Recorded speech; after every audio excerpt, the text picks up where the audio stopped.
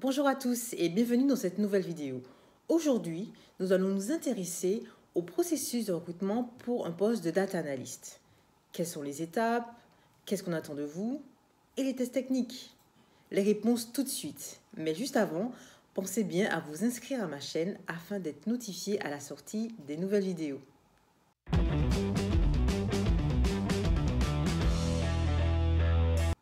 Tout d'abord, déroulons les 3 grandes phases d'un processus de recrutement. En premier, il y a l'appel screening RH. En deuxième, les tests techniques. Et enfin, les entretiens physiques sur site avec la RH ou les managers.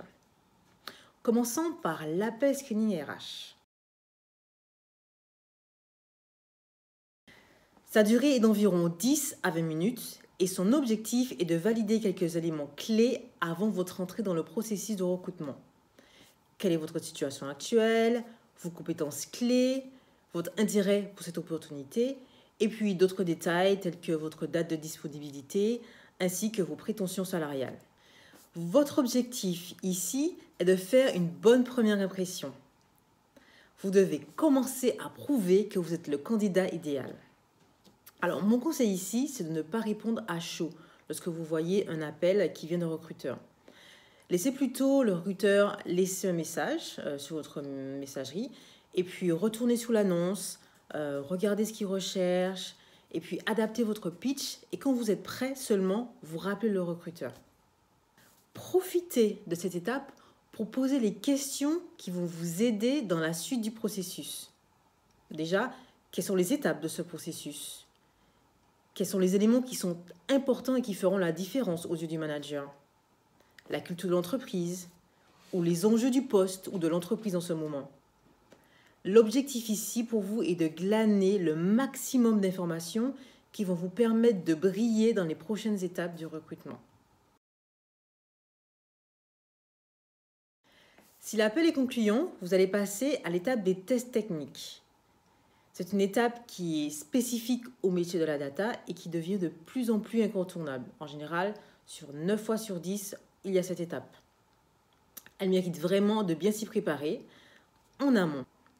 Pour un poste de data analyst, on testera en priorité SQL, Python ou R et éventuellement un outil de data visualisation tel que Tableau ou Power BI. Alors, bien entendu, ces tests peuvent prendre différentes formes. Cela peut être un QCM ou un lien vers une simulation d'outils, par exemple Python ou SQL, où vous avez un certain nombre de questions auxquelles répondre dans un temps imparti. Ça peut être également un échange des questions techniques qu'on vous pose à l'oral. Ou encore, on vous remet un dataset avec un certain nombre de questions auxquelles vous devez répondre dans un temps imparti, en général 1 heure, plus ou moins. Ou encore un dataset qu'on vous remet avec des questions et un cas pratique. Et on vous donne quelques jours pour le préparer et vous devrez le présenter après au manager qui vous recrutera. De manière générale, lorsque vous êtes en recherche de poste, prenez le temps de vraiment revoir vos connaissances théoriques, également de pratiquer le plus souvent possible afin d'avoir vos connaissances fraîches et vos automatismes présents lorsque la phase de test arrivera. Si vous avez un cas pratique à préparer sur plusieurs jours, vraiment donnez le maximum, allez au-delà même de ce qu'on vous demande afin de pouvoir éblouir le recruteur et faire la différence avec les autres candidats. Enfin, viendra la phase des entretiens physiques ou à distance avec les RH, le manager, le N+2 ou autre senior manager. Il dure en général entre 46 minutes et 1 heure. Alors, mes conseils pour ces entretiens, préparez-vous au maximum.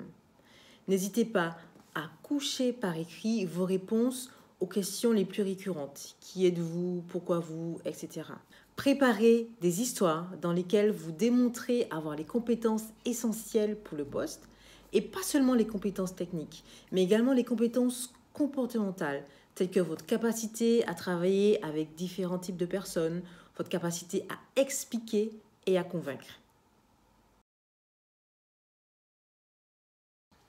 Intéressons-nous à l'entretien RH.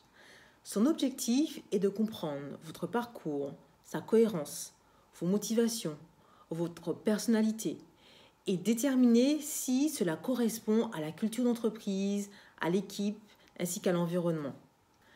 Renseignez-vous bien sur cette entreprise et si possible, contactez les personnes de votre réseau qui y travaillent afin de glaner le maximum d'informations qui vous permettront de prouver que vous êtes le candidat idéal pour cette opportunité.